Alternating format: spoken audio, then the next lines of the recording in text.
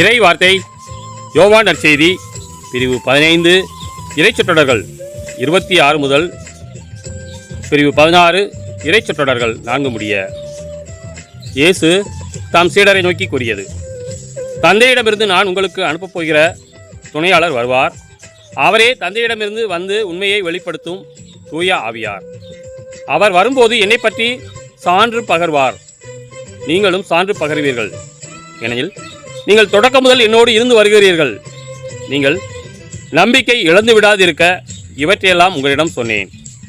உங்களை தொழுகை கூடத்திலிருந்து விலக்கி வைப்பார்கள்.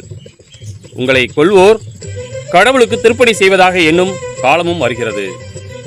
தந்தையையும் என்னையும் அவர்கள் அறியாமல் இருப்பதால் தான் இவ்வாறு செய்வார்கள்.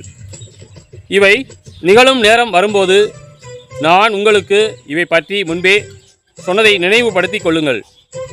இதற்காகவே இவற்றை உங்களிடம் கூறினேன்.